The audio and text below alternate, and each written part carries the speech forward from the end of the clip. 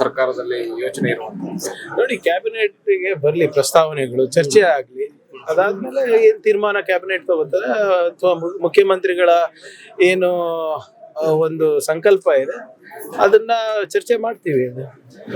ಏನಾದ್ರು ನಮ್ಮ ರಾಜ್ಯಕ್ಕೆ ವಿನೂತನವಾಗಿ ಒಳ್ಳೇದಾಗಂಗಿದ್ರೆ ಅದು ಮಾಡ್ಬೇಕಲ್ಲ.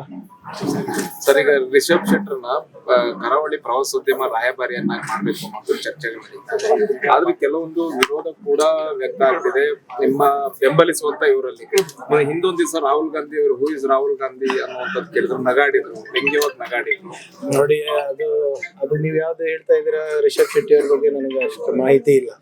ಬಟ್ ನಮಗೆ ಇಂಟ್ರೆಸ್ಟ್ ಏನಿರೋದು, ನಮ್ಮ ರಾಜ್ಯದಲ್ಲಿ ಆರ್ಥಿಕ ಸ್ಥಿರತೆ ಇರಬೇಕು, ಬಂಡವಾಳ ಬರಬೇಕು, ಉದ್ಯೋಗ ಸೃಷ್ಟಿ ಆಗ್ಬೇಕು.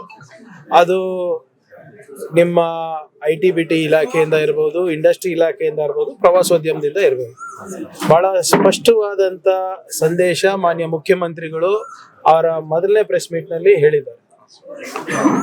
Karnataka will be the fastest growing economy ಅಂತ. ಸೊ ಅದಕ್ಕೆ ನಾವ್ ಏನೇನ್ ಮಾಡ್ಬೇಕು ಅದೆಲ್ಲಾನು ಪ್ರಯತ್ನ ನಾವು ಮಾಡ್ತಾ ಇದೀವಿ. Local economic acceleration programme announce ಮಾಡ್ತಾ ಇದ್ದಾರೆ. ಅದ್ರ ಜೊತೆಗೆ ಪ್ರತಿ ಜಿಲ್ಲೆದು GDP ಗ್ರೋತ್ ಹೇಗೆ ಮಾರ್ಜಿನಲಿ ಇನ್ಕ್ರೀಸ್ ಮಾಡ್ಬೋದು ಅದನ್ನ ಒಂದು ಯೋಜನೆ ಹಾಕೊಂತ ಇದ್ದಾರೆ. ಮತ್ತೆ ಪ್ರವಾಸೋದ್ಯಮ ಇಲಾಖೆ ಇರ್ಬೋದು, ಇಂಡಸ್ಟ್ರಿ ಇರ್ಬೋದು, IT ಇರ್ಬೋದು, ಇವೆಲ್ಲ ಇಲಾಖೆಗೂ ಕೂಡ ಉತ್ತೇಜನವನ್ನು ಕೊಟ್ಟು ಒಂದು Karnataka has a very conducive environment for business. ಬರೀ ಕರಾವಳಿ ಅಂತಲ್ಲ, ಕಲ್ಯಾಣ ಕರ್ನಾಟಕಕ್ಕೂ ಕೂಡ ಒಂದು ಸ್ಪೆಷಲ್ ಎಕನಾಮಿಕ್ ಮಿಷನ್ ಮಾಡಬೇಕು ಅಂತ ಮಾನ್ಯ ಮುಖ್ಯಮಂತ್ರಿಗಳ ಆಲೋಚನೆ ಇದೆ. ಸೊ ಅದೇನೇ ಇದ್ರೂ ಕೂಡ ಕ್ಯಾಬಿನೆಟ್ ನಲ್ಲಿ ಚರ್ಚೆ ಆಗಿ ಜನರ ಮುಂದೆ ಪ್ರಸ್ತಾಪ ಮಾಡ್ತೀವಿ. ಮುಖ್ಯಮಂತ್ರಿಗಳ ಜನಸ್ಪಂದನ ಮತ್ತು ಜನಹಿತ ಆಡಳಿತ ನೋಡಿ, ಅದನ್ನು ಕೂಡ ಮುಖ್ಯಮಂತ್ರಿಗಳು ಬಹಳ ಸ್ಪಷ್ಟವಾಗಿ ಹೇಳಿದಾರಲ್ಲ. ಆಡಳಿತವನ್ನ, ಸರ್ಕಾರವನ್ನ ಜನರ ಮನೆ ಬಾಗಿಲಿಗೆ ಹೇಗ್ ತಗೊಂಡು ಹೋಗ್ಬೋದು. ಈಗ ಹೊಸ ತಂತ್ರಜ್ಞಾನಗಳು ಬಂದಿವೆ, ಅದನ್ನ ಬಳಸ್ಕೊಂಡು ಜನ ಬೆಂಗಳೂರಿಗೆ ಬರೋ ಅಗತ್ಯ ಇದೆ. ರಾಜಧಾನಿಗೆ ಮುಖ್ಯಮಂತ್ರಿಗಳಿಗೆ ಭೇಟಿ ಆಗಕ್ಕೆ ಅಲ್ಲೇ ಸ್ಥಳೀಯ ಮುಖಂಡರು ಇರ್ಬೋದು, ಸರ್ಕಾರದಲ್ಲಿ ಇರ್ಬೋದು, ಅವ್ರ ಪರಿಹಾರ ಕೊಂಡ್ಕೊಳ್ಳುವಂತ ಒಂದು ನಿಟ್ಟಿನಲ್ಲಿ ಒಂದು ಪ್ರಾಮಾಣಿಕ ಪ್ರಯತ್ನ ಈ ಆಡಳಿತದಿಂದ ಇರ್ಬೋದು, ಮತ್ತೆ ಮಾನ್ಯ ಮುಖ್ಯಮಂತ್ರಿಗಳ ಕಚೇರಿಯಿಂದ ಇರ್ಬೋದು, ಆಗ ಒಂದು ಪ್ರಯತ್ನ ಮಾಡ್ತಾ ಇದೀವಿ. ಅದು ನೋಡೋಣ ಹೇಗಾಗುತ್ತೆ. ಗ್ಯಾರಂಟಿ ಪರಿಷ್ಕರಣೆ ಬಗ್ಗೆ ಒಂದಷ್ಟು ಸೂಚನೆಗಳನ್ನ ಕೊಟ್ಟಿದ್ದಾರೆ. ಈಗ ಶಕ್ತಿ ಯೋಜನೆ ಆಗಿರ್ಬೋದು, ಜೊತೆಗೆ ಗೃಹಲಕ್ಷ್ಮಿ ಯೋಜನೆಯಿಂದ ಇಲ್ಲ, ಅದು ನೋಡಿ ಬರೇ ಗ್ಯಾರಂಟಿಗಳು ತಮ್ಗೆ ಕಾಣಿಸ್ತಾ ಇದೆ ಅಷ್ಟೇ ಅಲ್ಲ. ಸರ್ಕಾರದ ಎಲ್ಲಾ ಯೋಜನೆಗಳು ಅರ್ಹ ಫಲಾನುಭವಿಗಳಿಗೆ ಹೋಗ್ಬೇಕು ಅಂತ ಮುಖ್ಯಮಂತ್ರಿಗಳ ಒಂದು ಧ್ಯೇಯ ಆಗಿದೆ. ಆಮೇಲೆ ತಾವು ಕೂಡ ಹಲವಾರು ಬಾರಿ ನಿಮ್ಮ ಮಾಧ್ಯಮದಲ್ಲಿ ತೋರಿಸಿದ್ದೀರಾ ಹೇಗೆ ಕೆಲವು ಸರ್ಕಾರಿ ಸವಲತ್ತುಗಳು ಅನರ್ಹರಿಗೆ ಹೋಗ್ತಾ ಇದೆ, ಅಥವಾ ಹೊರ ರಾಜ್ಯದವ್ರಿಗೆ ಹೋಗ್ತಾ ಇದೆ, ಅಥವಾ ಬೇರೆ ಬೇರೆ ಬ್ಯಾಂಕ್ ಅಕೌಂಟ್ ನಲ್ಲಿ ಹೋಗ್ತಾ ಇದೆ.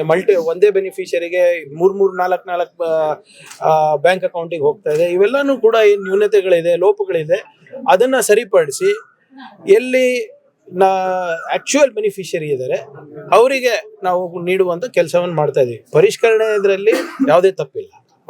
Thank you. ಬಿಡದಿ ವಿಚಾರವಾಗಿ ಕ್ಯಾಬಿನೆಟ್ ಅಲ್ಲಿ ಬಿಡದಿ ಟೌನ್ಶಿಪ್ ವಿಚಾರವಾಗಿ ಚೆಕ್ ಅನ್ನ ತಗೊಳ್ತಿದ್ದಾರೆ. ನೋಡಿ, ನನ್ನ ಮಾಹಿತಿ ಪ್ರಕಾರ 7,500 ಎಕರೆನಲ್ಲಿ ಸುಮಾರು 6,000ಕ್ಕಿಂತ ಹೆಚ್ಚು ಎಕರೆ ಕನ್ಸೆಂಟ್ ಕೊಟ್ಟಿದ್ದಾರೆ ನನ್ನ ಮಾಹಿತಿ ಪ್ರಕಾರ. ಇನ್ನ ಉಳಿದಿರೋದು 1,500 ಎಕರೆ ಇರ್ಬೋದು, 1,340 ಎಕರೆ ಏನೋ ಇರಬಹುದು. ಆಮೇಲೆ ಜನರು ಒಪ್ಪಿಗೆ ನೀಡಿದ್ಮೇಲೆ ತಾನೇ ನಾವು ಮಾಡ್ಲಿಕ್ಕೆ ಆಗೋದು. ಯಾರು ಕೂಡ ಯಾವುದೇ ರೀತಿಯಾದಂತ ದಬ್ಬಾಳಿಕೆ ಮಾಡ್ತಾ ಇಲ್ಲ. ಹಿಂದೆ ಚನ್ನರಾಯಪಟ್ಟಣದಲ್ಲಿ ರೈತರು ಬೇಡ ಅಂದಾಗ ನಾವು ವಾಪಸ್ ಕೊಟ್ಟಿಲ್ವಾ? ಇತಿಹಾಸದಲ್ಲಿ ಆಗಿರ್ಲಿಲ್ಲ. ಅದು ಯಾವ್ದು ಲ್ಯಾಂಡ್ ಅಕ್ವೈರ್ ಮಾಡಿದ್ವಿ ಇಂಡಸ್ಟ್ರಿ ಡಿಪಾರ್ಟ್ಮೆಂಟ್, ರೈತರ ಒಂದು ಅವರ ಮಾತಿಗೆ ನಾವು ಬೆಲೆ ಕೊಟ್ಟು ವಾಪಸ್ ಕೊಟ್ಟಿದ್ದೀವಿ. ಇವಾಗ ಅವರೇ ವಾಪಸ್ ಬಂದು ಕೊಡ್ತೀನಿ ಅಂತ ಒಪ್ಕೊಂಡಿದ್ದಾರೆ. So nothing can be done by force. ಯಾರು ಇಲ್ಲಿಗಲ್ ಆಗಿ ಜಬರ್ದಸ್ತಿನೂ ಮಾಡಕ್ಕಾಗಲ್ಲ, ಕಾನೂನು ಚೌಕಟ್ಟು ಮೀರಿ ಯಾರು ಕೆಲಸನೂ ಮಾಡ್ಲಿಕ್ಕೆ ಆಗಲ್ಲ. ದೇವನಹಳ್ಳಿ ಹೇಳಿದ್ರಿ, ಅದೇ ದೇವನಹಳ್ಳಿ ಜಮೀನನ್ನ ಯಾರ್ಯಾರು ಒಪ್ಕೊಂಡು ಕೊಡ್ತೀರಾ ಅನ್ನುವಂತ ಅವಧಿಯನ್ನ ಕೂಡ ವಿಸ್ತರಣೆ ಮಾಡೋದಿಕ್ಕೆ ಇವತ್ತು ಸಚಿವ ಸಂಪುಟದಲ್ಲಿ ಇದೆ. ಅದು ಯಾರಿಂದ ಬಂದಿರೋದು? ಅವರಿಂದಾನೇ ಬಂದಿರೋದಲ್ಲ. ಅಲ್ಲಿ ಲೋಕಲ್ ಮುಖಂಡರು ಯಾರಿದ್ದಾರೆ, ರೈತರು ಯಾರಿದ್ದಾರೆ, ಅವ್ರು ಕೇಳ್ಕೊಂಡಿರೋದು. ಇಲ್ಲ, ಇದು ನನಗೆ ಬಹುಶಃ ನಾನು ಇದೇ ಏನು ನಾನು ಕೃಷಿಯನ್ನೇ ಮಾಡಬೇಕು ಅಂತ. ಆದ್ರೆ ನನ್ನ ಮುಂದಿನ ಪೀಳಿಗೆ ಅವ್ರ ಇಂಡಸ್ಟ್ರಿ ಮಾಡ್ಬೇಕಂದ್ರೆ ಅವ್ರಿಗೆ ಯಾಕೆ ಮೋಸ ಆಗ್ಬೇಕು ಅಂದ್ಬಿಟ್ಟು ಕೆಲವು ಜನ ಹೋದ್ ಬಾರಿನೇ ಬಂದಿತ್ತಿದ್ದು, 1-2 ತಿಂಗಳ ಹಿಂದೆ ತಮ್ಗೆ ನೆನಪಿದ್ರೆ ಇದು ಬಂದಿತ್ತು. ಅವಾಗ ಬೇಡ, ಸ್ಪೆಷಲ್ ಅಗ್ರಿಕಲ್ಚರ್ ಝೋನ್ ಏನಿದೆ ಅದನ್ನೇ ನಾವು ಮುಂದುವರಿಸ್ತೀವಿ ಅಂತ ಹೇಳಿದ್ವಿ. ಅದಾದ್ಮೇಲೆ ಮತ್ತೆ ಅವರು ಒಂದು ಮನವಿ ಮಾಡ್ಕೊಂಡಿದ್ದಾರೆ. ಸೊ ಅವ್ರ ಮನವಿ ಮೇರೆಗೆ ತಂದಿದೀವಿ, ನೋಡೋಣ ಏನಾಗುತ್ತೆ ಅಂತ. ಈಗ ಹೆಚ್ಚಿನ ರೈತರು ಇಲ್ಲಪ್ಪ ಅದು ಬೇಡ ಹಂಗೆ ಮುಂದುವರಿಸಿ ಅಂದ್ರೆ ಹಂಗೆ ಮಾಡ್ತೀವಿ. ಇಲ್ಲ ನಮಗೆ ಕೃಷಿ ಬೇಡ, ನಾವು ಇಂಡಸ್ಟ್ರಿಗೆ ನಾವು ಒತ್ತು ಕೊಡಬೇಕು, ನಮಗೆ ಉದ್ಯೋಗ ಅವಕಾಶಗಳು ಕೊಡಬೇಕು ಅಂತ ಹೇಳಿದ್ರೆ we will do what ever people say. Bidadi ವಿಚಾರದಲ್ಲಿ ಸರ್, ಈಗ JDS ಒಂದು ದೊಡ್ಡದೊಂದು ಪ್ರತಿಭಟನೆ ಪಾದಯಾತ್ರೆ ಮಾಡ್ಲಿಕ್ಕೆ ನಾಳೆ ತಯಾರಿ ನಡೆಸ್ತಾರೆ.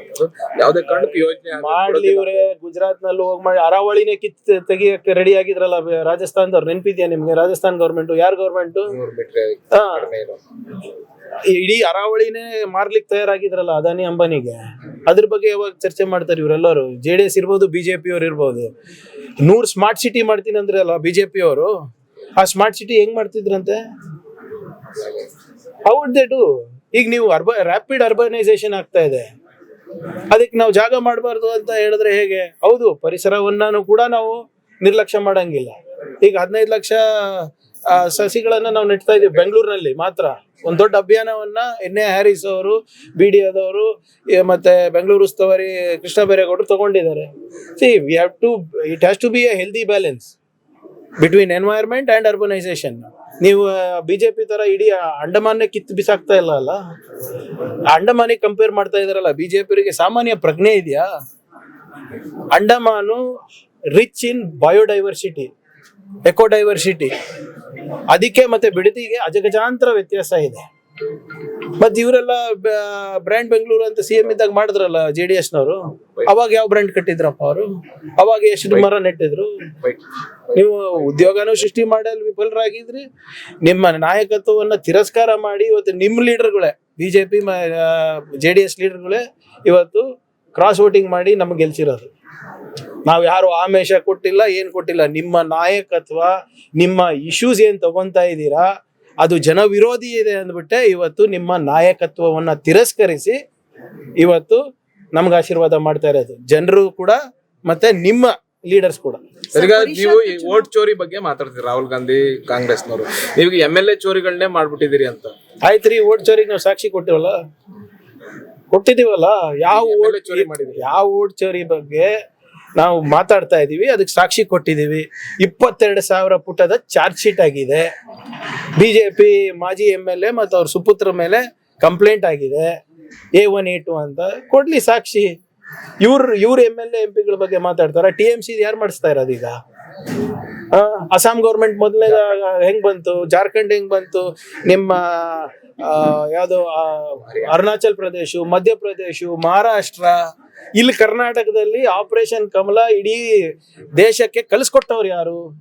ಅವರಿಂದ ಪಾಠ ಕಲಿಯೋದು ಇಲ್ಲ ನಮಗೆ BJPಯಿಂದ.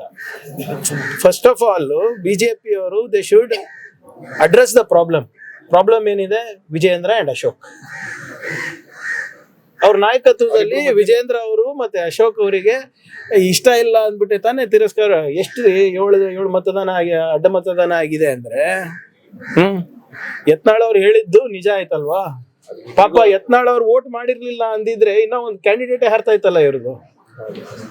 ಯತ್ನಾಳ್ ಅವರಿಗೆ BJP ಅವರು ಧನ್ಯವಾದ ತಿಳಿಸ್ಬೇಕು. ಇಂದ್ರಕ್ಕೆ ಒಂದು ಕ್ಯಾಂಡಿಡೇಟ್ ಇರ್ತಾ ಇರ್ಲಿಲ್ಲ, 5 ಕ್ಯಾಂಡಿಡೇಟ್. ನಮ್ದು 1 ಕ್ಯಾಂಡಿಡೇಟ್ BJP ಆಗ್ತಾ ಇತ್ತು. ಸರ್, ಇನ್ನೊಂದ್ ಕಡೆ ಯಾರೆಲ್ಲ ಕ್ರಾಸ್ ವೋಟಿಂಗ್ ಮಾಡಿದ್ರು JDS ಗೆ ಅಂತವ್ರನ್ನ JDS ಪಕ್ಷದಿಂದ ಕೈ ಬಿಟ್ಟಿದೆ ಅದು ಅವ್ರ ಪಕ್ಷದ ಹೇಳಿದ್ದಾರೆ. ಅವ್ರೇನಾದ್ರೂ ನೋಡಿ, ಅವಕಾಶ ಮಾಡ್ಕೊಡ್ತಾರ? ಅದು ಅವ್ರ ಪಕ್ಷದ ವಿಚಾರ ಅಲ್ಲ. ಕಾಂಗ್ರೆಸ್ ಪಕ್ಷದಲ್ಲಿ ನಿಮ್ಗೋಸ್ಕರ ನಮ್ಮ ಬಾಗಿಲು ನಿಮ್ಗೂ ತೆರೆದಿದೆ. ನಮ್ಮ ತತ್ವ ಸಿದ್ಧಾಂತವನ್ನು ಒಪ್ಕೊಂಡು ಬರಂಗಿದ್ರೆ ನೀವು ಬರ್ಬೋದು, ಆದ್ರೆ ನಮ್ಮ ತತ್ವ ಸಿದ್ಧಾಂತ ಇರ್ಬೇಕು. ಇಲ್ಲ ಬೇಡ ಅನ್ನಂಗಿಲ್ಲ. ಸಂವಿಧಾನದಲ್ಲಿ ನಂಬಿಕೆ ಇಲ್ವಾ ನಿಮ್ಗೆ? ಅವ್ರಿಗಿಲ್ಲ, ನಮ್ಗಿದೆ. ನಿಮ್ಗೂ ನಂಬಿಕೆ ಇದ್ರೆ ನಮ್ಗೆ ವೋಟ್ ಹಾಕ್ಬೇಕು ನೀವು, ನೋ ಚಾಯ್ಸ್. ಆಮೇಲೆ ನೀವು ಇವರು BJP ಅವರು ಪಾಪ ವರದಿ ಕೇಳಿದಾರಂತೆ, ಸಮನ್ಸ್ ಮಾಡಿ. ನನ್ನ ಅಭಿಪ್ರಾಯ ಏನಂದ್ರೆ, ವೈಯಕ್ತಿಕ ಅಭಿಪ್ರಾಯ, ಸಲಹೆ, ದಯವಿಟ್ಟು ಡೆಲ್ಲಿಗೆ ಹೋಗ್ಬೇಡಿ, ರಾಜೀನಾಮೆ ಕೇಳ್ತಾರೆ.